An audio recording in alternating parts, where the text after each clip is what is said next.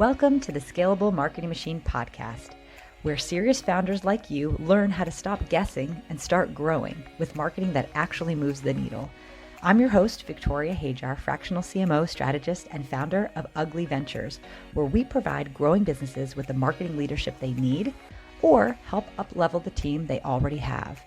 Every week, we'll break down real-world strategies for building marketing operations that scale, leading high-performing teams, and aligning your brand and growth plan with your business goals.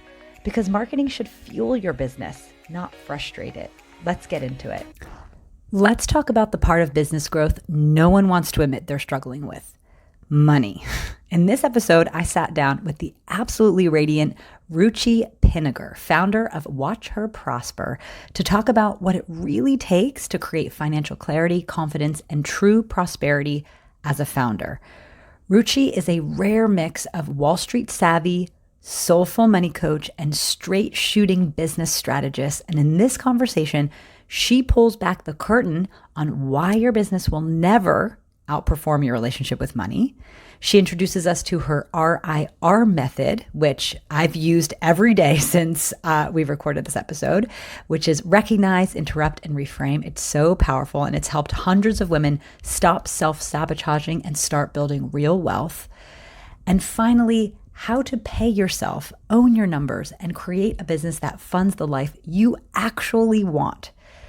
So if you've ever avoided looking at your books, felt blocked around revenue, or wondered why it still feels hard even when money is coming in, this episode is your next move. It's time to align your strategy and your mindset because true prosperity requires both. Let's dive in. Well, hi, Ruchi. Thank you so much for being here on the Scalable Marketing Machine podcast. We're going to get started with just having you introduce yourself and tell us a little bit about how you started Watch Her Prosper and sort of what drove you to start a business that you have today. Yes. Well, thank you for having me. It's exciting to be here with you and your listeners. So there's so much to say, but I'm going to share a little bit about how I started on Wall Street. So I was on Wall Street for many years and I just felt completely dissatisfied. I felt like there was so much more for me and I just didn't know exactly what that looked like at that time. Now I left, I got the courage to leave corporate and I hired a coach. And I remember that feeling of the control of like, I needed to know what was next. And it was really new for me to not know that. And this coach was the first person that said to me, okay, slow down. And I want you to listen to the messages from the universe and see what appears. And what appeared was all of these incredible women that started businesses, that loved what they did, that were so talented, but had all the stories. I'm not good at the numbers. I don't know how to do the finances. And they ignored them. And that's when I realized I could take all of my skills and my love of helping people, because as a child, I actually wanted to be a therapist. Hmm. And I could do all the things and marry the two and help people in this way at Watch Her Prosper. Oh, wow. So what drove you to kind of finding that coach initially, right? Like, how did you think like, oh, I need a coach to help me through this? Because I think in that moment, and it doesn't matter if you're, in corporate thinking of leaving corporate or you're in your own business and you're feeling like really stuck. I think that there's a lot of different ways to approach a problem. What kind of how did you find the coach? Because the coach is probably the person that probably ultimately sent you on the path, right? That is exactly right. So, a lot of my friends in the corporate world were in HR because for a short period of time, I thought HR would be the solution to helping people, We're going and to help it you. wasn't. Right. It was, yeah, it really wasn't. I was not happy. I cried at my desk every day, and I ultimately left. So it was really just the people I surrounded myself with were either coaches or getting certified to be coaches. And one of those incredible women said, I have a great coach, and I think she could really support you as you transition out of corporate. And I'm so glad because that was who was meant to be on my journey. And that first coach was the first person who really opened me up to spirituality as well. And that is such a huge part of what we do at Watch Her Prosper, because what I found in this work is we can do all the practical, tactical money stuff. So at Watch Her Prosper, we help with providing financial guidance, bookkeeping, tax time readiness, all the things that you would think like a fractional CFO does. But what I found was doing all of that without the money mindset piece, you weren't getting anywhere, right? Your business revenue will never outperform your relationship with money. Yeah. Yeah. And that is so cool. And honestly, I meet so many, I mean, we're in some of the same communities. Like I meet so many women that are fractional CFOs and accountants, and I have never, and tax strategists and financial planners or whatever, never in my life, in my whole entire life, have I met someone like you that is marrying those two pieces. So like practically, what does that look like for when you're working with clients? And then I want to get into the nuts and bolts of what you're actually working through. And we got to talk about all these like very heavy blocks that we all have as women. But practically speaking, what does that look like? Like, what does engagement look like when someone works with you in your firm that I can imagine is vastly different than an experience at Mhm, like kind of a traditional CFO or accounting group? mhm. Well, first of all, we create a really safe, judgment-free zone because a lot of us women, we judge ourselves all day long, right? We're our worst critics. Yeah. So creating a safe space for women who are coming in with that negative self-talk already is really important as a starting point. And then what we're doing is we're really just getting your numbers to be in great shape because a lot of our clients come to us because either they've been doing the numbers themselves or ignoring them and Yeah. they're just not getting what they need, or they're working with another financial firm that maybe isn't giving them the support they need. Maybe the firm is doing the work, but our clients don't even really know what's happening with their money. They don't understand how to read those monthly reports that are being sent to them. They mean nothing to them. It's like looking at a different language. So we're really helping to translate the numbers into really easy language that's super clear and makes sense to our clients. And when we're meeting with our clients in our regular monthly or quarterly meetings, we're also paying attention to what's happening in their life. Like we take a very holistic approach. In fact, for many of our clients, we're doing their personal bookkeeping and their business, and we're aligning the two. Because really, what that magic number is, what do I need to make in my business to live my most prosperous life? That is the magic. And that people have said feels like a shade has been lifted when we share that number with them and we figure that out with them. And when we're meeting with clients, we're also paying attention to their language. Like there's so much that's unsaid, Mm. and we will be really listening to where your mind is and really kind of capturing that with you and digging in deeper to what's happening. So if you say something in passing that you think isn't a big deal, we're kind of like, no, that was something. Can we talk about that for a minute? Can we Yeah. go there? Yeah. Right. So it's a little bit of like mindset coaching, I would Yeah. say, along with it. Well, it's interesting. And I wonder if other clients you work with have this issue because for me, I feel sometimes that like my business accounting, no, I don't, there's many people that have their partners that work inside their business. That's not the case for me.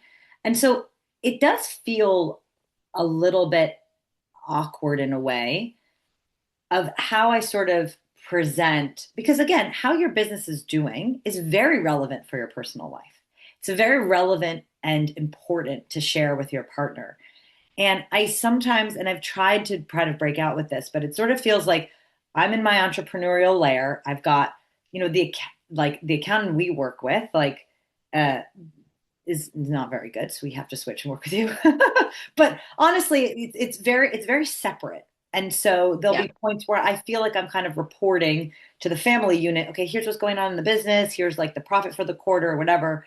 But it still feels very separate, right? And I Yes. think that so much of, at least for me, like decisions I make in investing in the business, different investments that may change what the profitability looks like, right? Because maybe Hmm. if you're doing some extra investments or you're doing some extra activities, Hmm. that may be taken from the profit bucket that ultimately might go back to your personal bucket. So Yeah. if you have someone that's sort of in this situation like me that's saying, these two things feel very separate. Hmm. I feel a little bit uncomfortable with how I talk to my partner about how things are going in my business. Do you have any Hmm. advice there? Especially because a lot of times us as women, we just kind of like hold our breath, we put our head down, we keep going, and maybe we don't know how to articulate what's going on with the business numbers exactly. Like, where would you say someone should Yeah. start? I think first of all, it's beautiful awareness that you have, and I think that awareness is the start. You're seeing what's actually happening and what you're feeling and how you're maybe hesitating, Mm, maybe with your spouse. mm, So just that awareness. And then what we would do with you as a client is have the conversation around kind of the pros and cons, what's feeling good to you, because a lot of it is the black and white numbers, but a lot of it is also the intuition, right? And the trust. Sometimes we make investments in full trust and in full knowingness of our abundance, of the fact that that's going to grow. mm. And that's something that's harder to articulate. And, a lot of us as women do use our intuition, and men may not as much. So kind of having, if your partner or spouse is much more practical, like you saying, I know in my gut that I'm gonna, Yeah, it is not always as easy. So we would be talking to you about having that conversation. A lot of times also we actually bring the spouses into it. yeah, So to the extent we're doing those personal books with you, we have clients whose spouses jump on those calls with us for part of the call so yeah, that they can be involved in looking at the numbers together. And a lot of our clients have, like, will call us their financial therapist. It's just like in quotes because that's actually a real thing. That's just, yeah. Oh, interesting. so yeah, because we really help guide and navigate those conversations. Well, let's go back to something you talked about before, which is feeling some adversity around the numbers as women. So I talk about this all the time when it comes to looking at the data for your marketing data. And, I personally know you started in finance, right? That's a world that you always were very comfortable with. For me, as a marketer, you know, being responsible for the data, having to report the data, working with some very tough men and investors, I had moments where I was in tears before meetings, in tears during meetings, being quizzed on the numbers and all these things. It really activated a very vulnerable place for me as a woman because growing up, again, I wasn't into STEM. I think I fell into the bucket where I think the majority of women, a lot of women, maybe not the majority, but a lot of women fall into this where we're sort of told that we're not good with numbers, that we're not Mhm. good thinking in that way. Um, and that can be very detrimental when you're an entrepreneur, right? And so It, many women, as I it's said, true. they don't look at the numbers, they don't engage with them. So for Mhm. someone that comes to you and they're piecemealing things together themselves, or they have someone doing it and they don't understand it or whatever, how do you work through the mindset shifts there? Well, I think also there's some awareness, and the you said it yourself, we're told all these things like you're not good at this.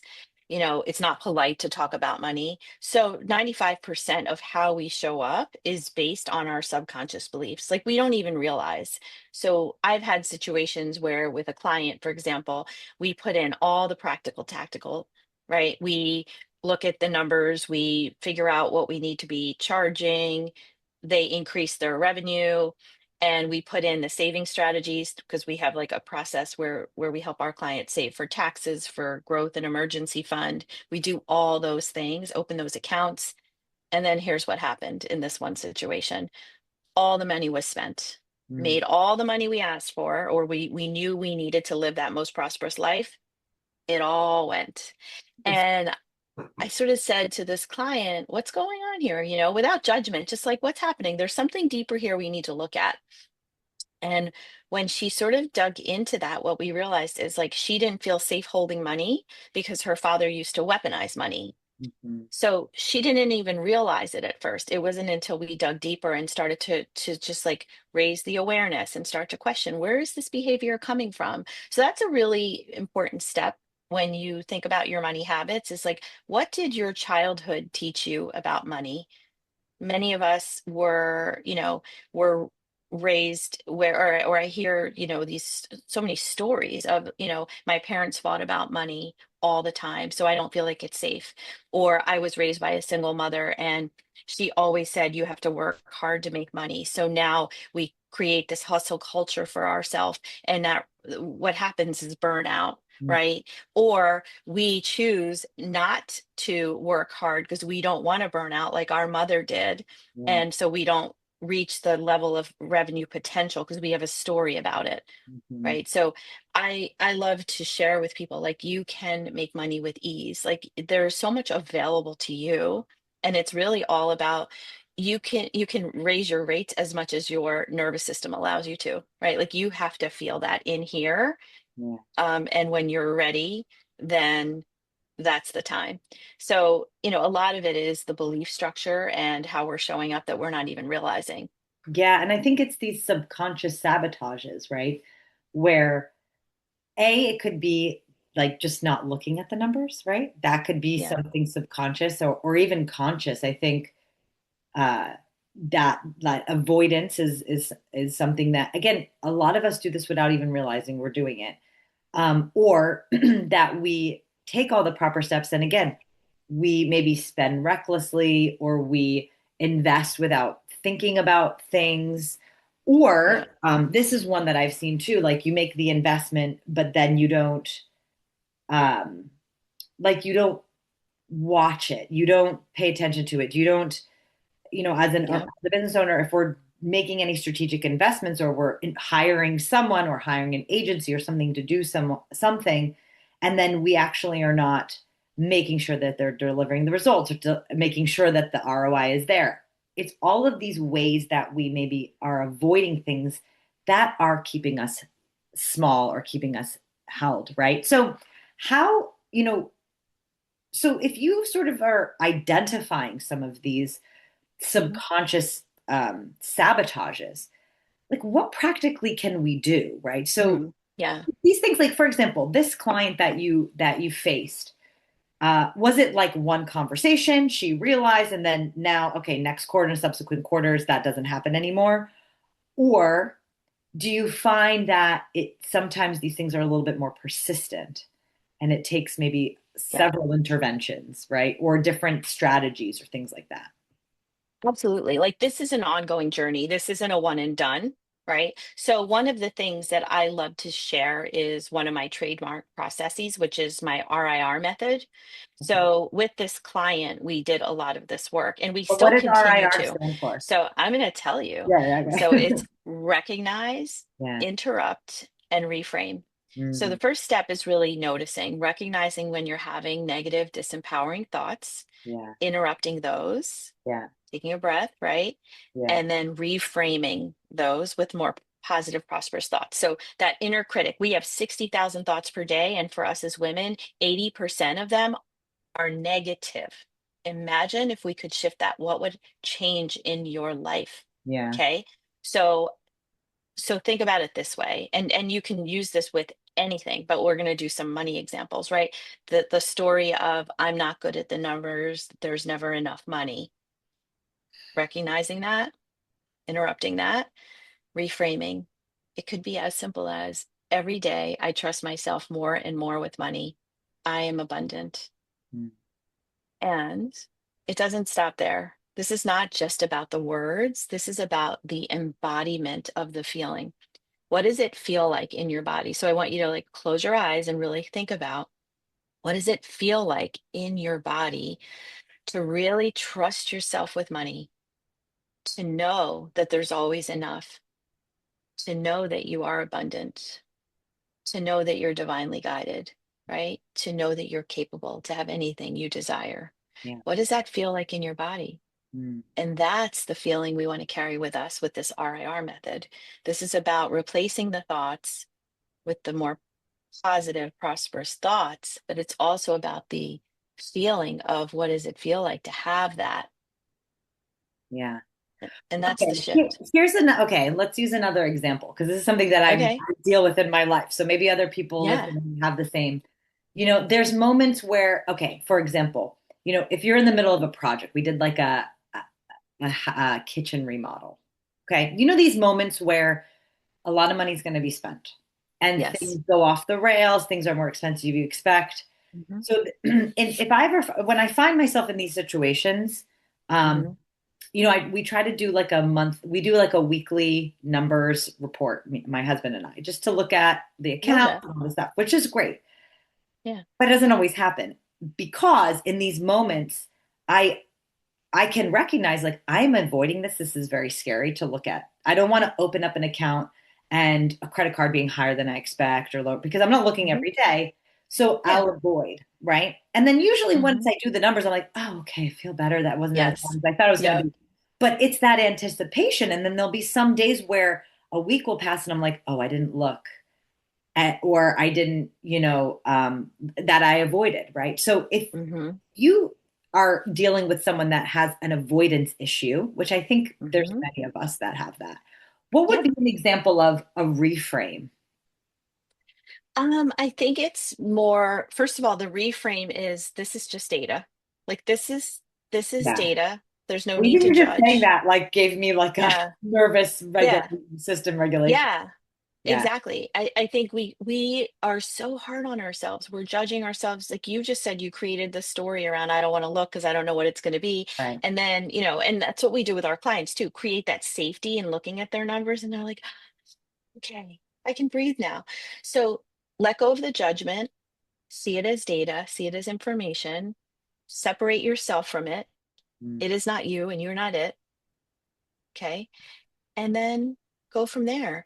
And the clarity is so important too, right? So when we talk about that RIR method or like the manifestation of what it is we want, right? Getting clear on what it is we want, visualizing it, and then taking the action. So for you, I always like to shift when I start to feel things like whether it's money or other things like to gratitude. Like I'm so grateful that there's always enough to pay these bills. I'm so grateful that we have that money in the bank. Like we had at our home like an unexpected $20,000 expense because of Air something that conditioning or happened whatever. Yeah. before, with the debt. Oh, there's been many air condition, there's a Yeah. whole bunch, but this Yeah. particular one was like something related to the way the deck was built before we bought it. Yeah. And we were like, whoa, like we thought it was going to be $2,000 or $3,000 and we got the bill. And I sort of like breathed and I was like, wait, what? Like I obviously asked the question, can you share more? Yeah. And then I was like, okay, how grateful I am that we have saved, that we have this extra money. And then I was able just to let it go. And the money continues to flow, the money continues to come, and we get into our trust and we take action too. Yeah. I think that one is huge because business ebbs and flows. Every Yeah. business has winters and springs, and sometimes you have to make some investments when maybe it's not ideal, but that's what you need to do to push things forward, right? I'm in marketing. Yeah. Sometimes you have to go to Yeah. that conference or event, right? Or you have to do those ads and you have to stay consistent with your strategies, even in those moments, even when you lose a client or even when tariffs are happening, right? It's like whatever is happening in your business. Mhm. And I think that one of the really powerful ideas that you just mentioned was there's always more. Like there's always Yes. more coming. This is definitely an abundance mindset, but understanding that there's it's not that we're in a finite amount of, especially now that we're still working, we're not retired, we're not just living off of Mhm. a tire and watching something dwindling, right?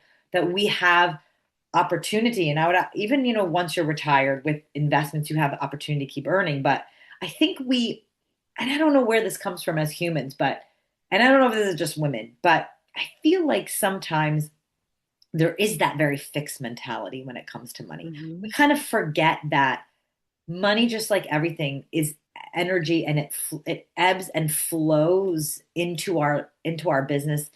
And I think if anyone can really look at, I don't know if this is, I mean, I'm sure this is very common, but for me, in any of those moments where like an unexpected $20,000 deck thing happens, it seems like and this is maybe a good mindset that I have, but I feel like you're always sort of taken care of, right? Like Yes, there is always enough. There is always right. enough, right?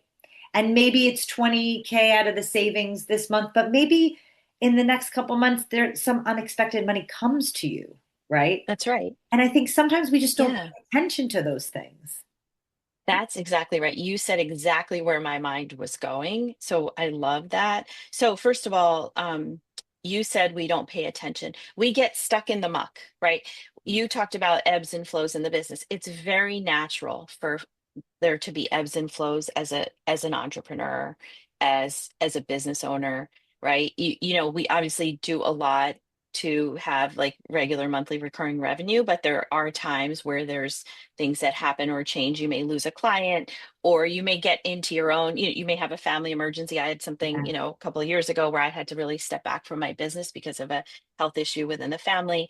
So it impacted us, of course. And here's the thing. When you get stuck in the muck, I want you to just remember something. We have something in our brain called the reticular activating system, the RAS.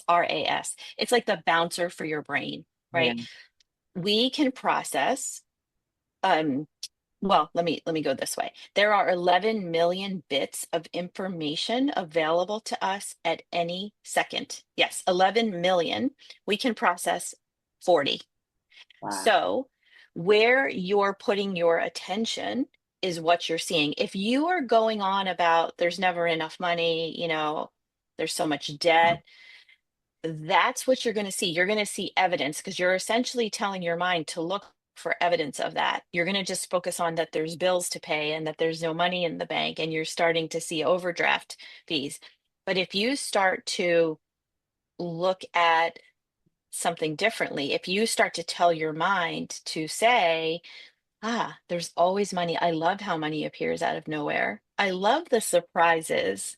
Then you start to open your mind up to the different ways that money is available to you.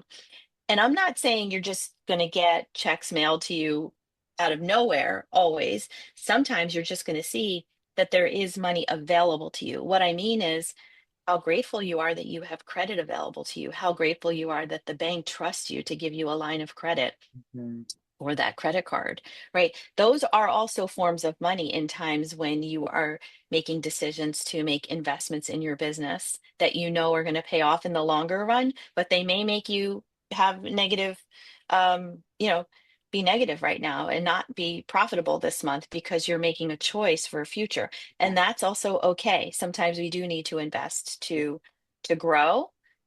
Oh, that's a huge one. So And yeah, there's a huge, it's so funny because I think, with marketing, we butt up against this a lot. And many women in communities that I'm a part of, for example, very scared of turning on ads. yeah, Very, very scared of making the investment. And I think yes, that it kind of goes back to what we said before about believing that it'll be returned to you, believing that the ROI is right, going to be there. And I think we get yes, and I think that men are a little bit more aggressive in their confidence in mhm, making monetary investments and getting the return on them. I'm not sure what it is in our past where I think us as women, we are very uh like we're more like accumulators. I think maybe having right. our own money makes us feel safe, right? There And is. so spending Mhm. maybe feels unsafe, right? Yeah, so it goes back to that belief structure too, right? So there's something in there to look at because I do think in general, just as an opinion, I don't actually know the research on this, but I think that men are more risk averse than women, Yeah. but there's a reason they say no risk, no reward, Yeah. right? Yes. So it like at the end of the day, we need to trust ourselves, trust our intuition, tune in to what feels really good. That's important too. So look at the practical, tactical numbers, decipher like, does this feel like a good investment? And then really check in with yourself. And Mm. that's I think important. Um, and I think with investments, it, it is something to really look at, like spending a couple thousand on ads every month. when you're selling something that's $20,000 a month or even a year Yeah. is sort of a no-brainer if you Right. know you have a great partner like Right. your firm. Right. Yeah. Right. Well, here's another thing. Let's go. We've got kind of talking about the mindset stuff. Let's talk about the practical things. Yeah. What do you believe? Because one of my like deepest core beliefs when it comes to marketing or any part of your business, whether it's finance or HR or whatever, is that before you can just hire someone to do everything for you, you need to Mhm. understand enough to give it away. But particularly in finance, I feel like it's a piece where we just run blind. Maybe we hire a Yeah. bookkeeper and we're just meh, or we talk to an accountant once a year and we don't Mhm. look. So, what do you believe are the most important things for female founders to understand about finance? Right. Mhm. And I say this from someone as, like last or 2 years ago, I was like, I need to know enough to give it away. And I enrolled in a college level, like university accounting course, which was way more than I needed, I Yeah. think. And Yeah. I was very overwhelmed. Yeah. I was looking at, again, like the profit and loss. I was looking at Hmm. you know, not just the profit, but all The like balance really sheet, and then balance sheets, understanding the difference right. between the, and I'm like, well, Yeah. my business is, it's not a huge business. We're a small but mighty team. What's like even relevant for me to really understand, right? Yes. Yeah. I mean, one of the biggest things I hear, one of those prominent things is I'm profitable, so why do I feel broke? Yes. So we go there. We really dig in, like, why do you feel broke if you're profitable? And it's because a lot of times we're only focused on that profit and loss report. Yeah. So we call it the Like the P&L, only right? thing we look Which, at. Yeah, yeah, yeah, it's the only thing we look at, but it's not enough. It's kind of like our society is so focused on revenue and like, oh, I'm seven-figure business owner. But that doesn't matter if you're in debt, half yeah, a million dollars.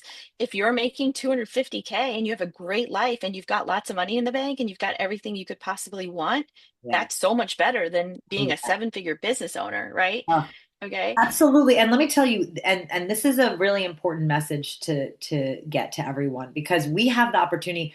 I also am looking at P&Ls for clients that we work with, and there are so many occasions where I have multiple seven, even eight-figure businesses that we're working with that are not profitable. And Yes. the sexy, flashy story is, this is our valuation, and everyone's so proud to talk about that, but the owner's Mhm. not paying themselves. Exactly. And so Crazy. that's what we're going to dig into. So Yeah. we focus on the profit and loss, which is where we see our revenue and our expenses. And yes, you may have a positive number as Yeah. a profit, but that profit is like where it starts. That profit is many cases is what pays you as a business owner. Right. It's what pays old debt. So if you have line of credit or credit card from prior years that from when you launched, when you needed to make some big investments, that comes out of your profit. What else comes out of your profit? Your taxes. That's not in your P&L report because mostly your taxes are Yeah. personal Very taxes true. that are passed on from your business. Yeah. The saving for emergency fund, the Yeah. saving for Yes. growth, like you Yes. talked about growth, I know. that And just all comes out of the profit. right. I know. Yeah. So we do this thing with our clients where you're essentially, we call it our bottoms up approach, where you're sort of reverse engineering. If I want to pay myself X to live the most beautiful, prosperous life I can live, to cover all my expenses, invest in things, save for my own personal emergency fund, how much do I need? And then what do I want to do to, I need to pay my business expenses. I need to build my business emergency and growth fund. I need to save so that I don't have tax surprises at year end, which could turn you into a tailspin, right? And what's that magic number? Yeah. So that's the key here that you all want to Yeah, know. I love it. And this is where the personal and the business collide. And I don't think it's a practice that a lot of people consciously go to because I think, again, I think a lot of times we're building our businesses with like, we just want to keep making more. right? And then sometimes Yes. that means we're making hires and we're making these investments and we're not really even looking at how that affects the profitability, right? Because we're kind of looking at a revenue number. Hmm. But, a lot of times, especially for, when I'm doing goal setting for marketing and sales, right? The question is always like, how much, what's the business goal of like how much we need to make, right? And a lot of people are Right. just looking at their expenses. They're not even thinking about the profit. They're just saying, okay, Right. well, if we cover our expenses and make a little bit more, then that's enough. But that leaves the margin so small and thin is why I believe a lot of founders can be not paying themselves real salaries for a long, long That's time because exactly they're right. not reverse engineering it. And then they say, and a lot of times, and this is from Tony Robbins, like years ago, I remember him saying, like, Mm, write it down on paper what your dream life looks like, because you will be surprised that it's probably far, far less money than you think. Like, I think we all that's think right. we want to have like $1 million in personal take home pay. Yeah.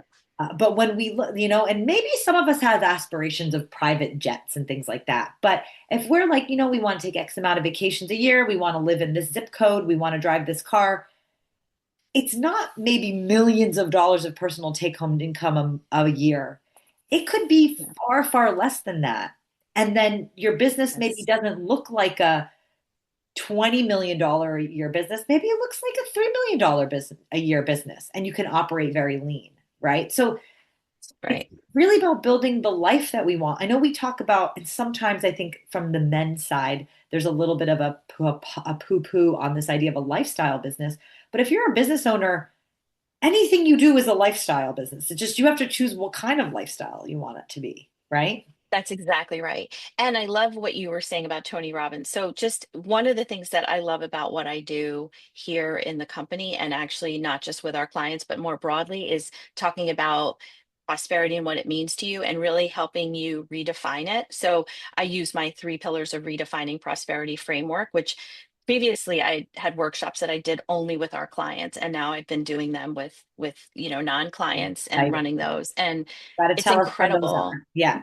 Oh, I definitely will. And I'll share how people can learn about it. But those three pillars are much more holistic. Prosperity, traditionally, many of us think about prosperity as financial success, as the green stuff, as money. Prosperity is so much more. And so I share about well-being, spirituality, and healthy relationships with people and money. And we really dig deeper into each of those areas. And really, when you embody all of those areas, that's when you live your most prosperous life. And I have like kind of definitions around, obviously what each of those pillars is as well. Yeah. Yeah. Oh, interesting. And so this is like a process that you can teach and people kind of start on their own. Yeah, yeah, we take them through what are those pillars. We do a vision, we do a guided visualization, and then that creates your vision. And then we kind of like, what are the actions you need to take now to live, to get more closer to that prosperous life that you're Yeah. desiring, right? Because I it think, doesn't just happen yeah. overnight. And this is one of the things, and this is interesting. I don't know if anyone else feels this way, but you know, cerebrally, I understand how important that Mm, right is to have that yeah, vision. Subconsciously, I find myself in a lot of resistance of going through that process. And like, yeah, if you aim for nothing, you'll reach it every time. And I certainly have numbers, right? I have my KPIs, hmm, yeah. very clear. But if I look at how do those KPIs connect to the vision of my life, Mm, I think many of us get caught up again in, okay, here's the revenue number needs to be, because we're mm, told that's what success looks like, right? And exactly. yeah, I think that again, but it might just be like the most important work. So if you don't Yeah. mind, I would love to talk a Yeah. little bit, because this podcast and what I do is all about scaling. So Mhm. I would love to learn a little bit about, you know, you on Wall Street. What was the vision, right? After working with the coach, what was the vision that you had for this next chapter in your life that you're now living? And how did you step into that? And did you start sort of with building this company vision? right off the bat, or did you have to work your way up to it? So what was sort of your journey like of creating and building your vision? Yeah, I definitely started just where I was. My focus was right where my feet were, which was okay. I have a friend who was one of those women with that story. Yeah. Like, I'm not good at the numbers. I don't know how to do this finance stuff. And I just said, let me help you. I have time now and I've got this experience. So it was just right there, working with her, getting in her office, looking at what's going on, doing all the practical, tactical, getting her bookkeeping up to date, looking at her rates, the piles of IRS, letters that she was ignoring, and just like what's happening here.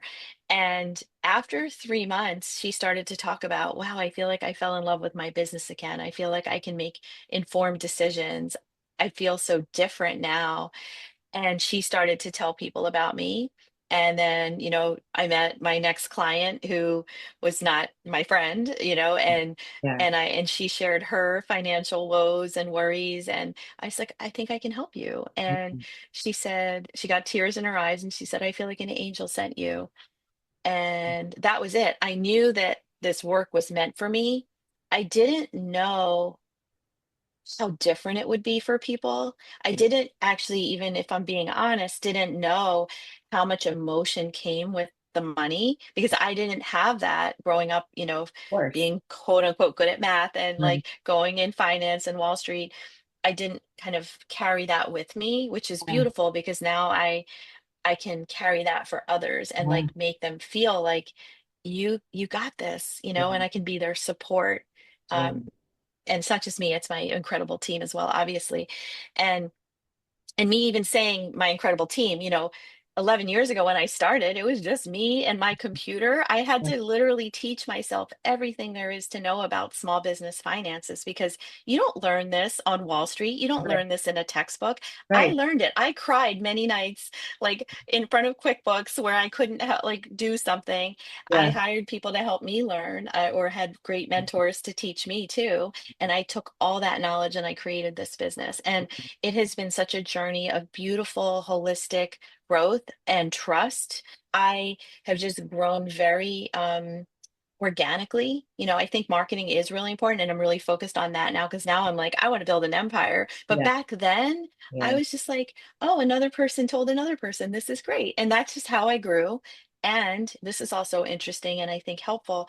I was totally burned out. Like after I got to like the six figures and then people like a couple of years in, I had all these clients and people were like, how do I refer you? And I'm like, I don't even have time to help anyone. And you know why? It's because I was charging hourly and I was way undercharging.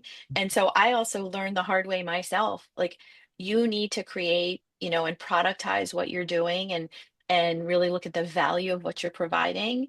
Yeah. And I started to shift and change everything. And of course, for a little while, that impacted my referrals because all my referrals were coming easily because they had these like low rates, and now we still get incredible referrals and people know like the value we add. And it's allowed us to scale. It's allowed me to sleep better Yeah. Yeah. and be on vacation and still be, earning money so I can pay my team and Yeah. continue to run the business and continue to provide the support I do. So it's been really organic. And now I'm really open to the empire, Yeah. and just continuing. The biggest thing with building in a service business is, ensuring the quality. And that's so important to me. And that's why I don't just build and hire tens of people at once because yeah, I could do that so we could serve more people and then we'd need, your marketing machine. Yeah. Yeah. But also I think scaling in a way where you're keeping the level of quality and excellence that that is so important to you and your company is key. But that's where I think like, and it's interesting, that's where I think that this vision comes in, right? Because part of it's, we all have aspirations of empires, right? Or many of us do. But I think um, there also is this idea of, well, how big do I want the team to be? Yeah, How much do it's I true. want to, or even how much do I want to be involved? Or, right? There's a lot of different ways that you could scale a business, right? Um, and I think that process of gaining clarity on what that looks like to you that feels really good is important. And sometimes, because our trajectory is quite similar in the fact that, yes, you grow kind of organically and you kind of hire people as the need comes up. And maybe it's not like, okay, we're going to hire, we're going to build out this whole department this year because that's our target, right? It's more like reactive, right? And then little by little, you're building bricks of this house that comes together. But at the same time, I think, you know, with each of these levels comes, and this is something that we were talking about before we press record, and our common friend Tracy Litt talks about a lot, right? How do you step into that next version, right? So when you were the Ruchi that was doing everything yourself, there was a process that had to happen before you said, okay, I need some support, right? And now maybe you might be on the cusp of saying, okay, well, maybe I do want to grow this a little bit bigger. What are Mhm. some practical steps? Because it's a mindset that is very connected to money and the capacity that your heart has to welcome that revenue in. Otherwise, we do end up sabotaging, right, those opportunities. So how do Yeah. you kind of work through that? Because I think a Um, lot of listeners are going through that. And I personally, right, I think we're on a similar path. What are the things that you're practically doing to kind of maybe level up? so I think first thing is trust. Mm, Trust and everything starts with self-trust. Everything starts with self-love. So when you're thinking about what it is you want, I want you to start thinking about what is the feeling you want to have every day. Like instead of focusing on the revenue number or the things, figure out how do you want to feel every day? Like if you were to tell me, like, what are the three things you want to feel every day in your life? What would they be? oh, I think first thing that came to mind is taken care of. Like feel like the team. Okay. Those moments Yeah. when your team steps in, that they're Yes. so aligned with you that Yes. they anticipate your needs or something's already taken care of. So you can go Yes. pick up your kids or you can go enjoy that Beautiful. vacation or some Great. client needs something, right? So taken care of is one that really feels strong for me. Amazing. What else? Um, the other one is really, and I don't want to use this word because it's a different word, which is it's abundance, but I think the word is possibility, right? So when you do see Mm. that there is that that profit account, right? That savings is rich Hmm. in your business, what that does is Hmm. open up possibilities for Okay. investments, right? For more growth, Yeah. right? So it's the Yeah. possibility. And I think money ties very closely into that. Um, Beautiful. Okay. and I think the third is freedom, Freedom. I love that. right? So when you and mine are, I'll give you mine. Mine Yeah, are ease, yeah, mine are peace, yeah. and mine are joy. Mm. So Always those are my always an three. important one. Yeah. Yeah. So for you, it's like when you think about having that feeling every day, and now you're making decisions on a daily basis, Mm. your decisions are now going to be based off of those feelings. Like those are your North Star. Yeah, And when you're saying yes or no, do they align? Will you feel that way? yeah. Right. Like, and this could be you, for example, deciding to, on, three different investments of growth. If you do all those three at once, you're probably not going to be feeling Mhm. cared for, right? Like Mhm. it might just be a lot for you.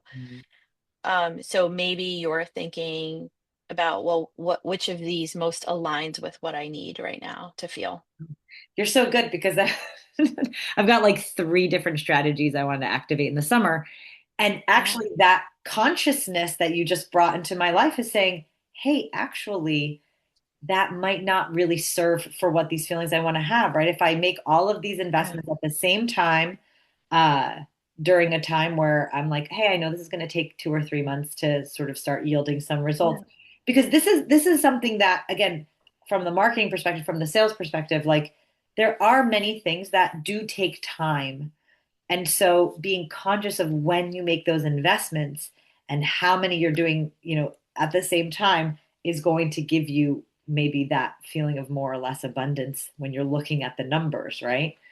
That's Exactly. such a smart unlock that you just made for me. Good. Well, I Yeah. can't wait to know what you Yeah. choose. Yeah. Hopefully, in the end, whatever you choose, you're choosing you, right? Right. Exactly. Yeah. Exactly. Like, And I think all of these decisions that we make, I think especially when it comes to the finance and investing in getting the right people around you, investing in the mhm, support and really paying attention to your money mindset and your relationship with money in the end is the most important work you can do for yourself that will yield those results ultimately, because that will turn into abundance mhm, in whatever form it takes. Um, mhm. but I think sometimes, especially as women, when it comes to things that are more, again, it's like working on the business instead of working in the business. These things of working on mindset is our version of working on the business. It's working on ourselves. Exactly. And there's a Yes. lot of excuses that come up to why we can't do that, right? There's no time, Yeah. or Right. there's not that tangible, immediate ROI in that activity, right? Um, that we have to, again, it's a long-term investment. It's a long term, and I would say that you saying there's not an immediate long term impact is a story Yeah, I know. because I felt it as I said it, actually. yeah, Seems someone to be when aware yeah, of I love that. it. Well, this is what Yeah, I mean. We yeah, listen. I heard yeah, that. I didn't yeah, let that go, yeah. right?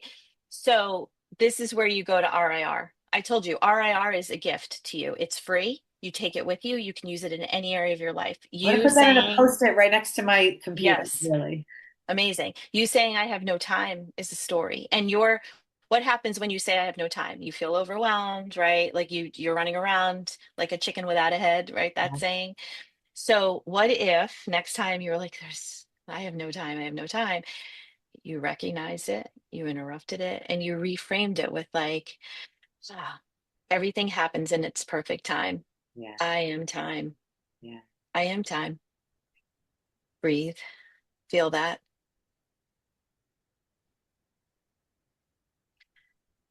yeah. And What I think happens? that is so, and again, like my nervous system feels so much better. And again, I think we have to understand, like, as business owners, we always, I think, none of us are unique in feeling um, impatient, right? I think in Yes. business, I think there's always more to do. There's always more we want to Yeah. accomplish. There's always more, more, more. And it's just like necessary. We have to say things happen Yeah. in their own time. Things take time. Yeah. And Ruchi, that's our ego too. Yeah, that's our ego. We want everything now. What if we trusted that everything was happening exactly when it's supposed to, that everything that's meant for us is happening. It's available to us and it's coming and we can just trust that we can live in flow and live in those feelings of what we want, take the actions and just have some patience. yeah, that's such a beautiful gift. Okay, Ruchi, I want everyone to follow you and sort of get into your world. So, where do you like to hang Amazing. out online? Yeah, so online, I love to hang out on Instagram. So Yeah, follow me there for sure at Watch Her Prosper. perfect. Okay. And um, obviously my website, watchherprosper.com. Yeah, Anyone who's interested to dig in, we didn't sort of dig in too much to the three pillars of redefining prosperity framework. So anybody who's interested in that, when you go to my website, there's a pop-up there that you can grab a free workbook, just my redefining prosperity workbook, and you can kind of work through some prompts and exercises. And then you'll be on my email list and you'll be able to learn more about our workshops that way. So yeah, come hang out. perfect. Is there like a specific URL they can go to grab that? Yeah, so they can also go to iwanttoprosper.com and they Okay. can grab it there as well. The other thing, anybody who is, many of you here are business owners, of course, and if you're looking for support, if you're a service-based business owner, there's an application on our website to work with us. So you'll see it there, apply to work with us, and you can submit that and we can reach out to you to have a call. Perfect. But this is, I think, grabbing that workbook is a great also an example of something that you can do to spend a couple minutes, even if it's just a couple minutes a day for a couple days of working on the business, right? On the strategy, which is your mindset, your vision. Because again, it's often the things we maybe scoff at or don't really carve time out for because we don't believe maybe that that's going to make such a huge difference. But I think through this conversation, we can show you that it may be the most important thing that you do. Exactly. And Exactly. right. You- So I'm so glad that you have a tool that people can use to get started right away. And again, watchherprosper.com or I want to prosper. Yeah, I went to prosper.com to And grab we'll that keep directly. everything, yeah, all of those links in the show notes. Ruchi, thank you so, so, so much for this conversation. It's helped me. I feel like it's been like a money therapy for me, to be honest.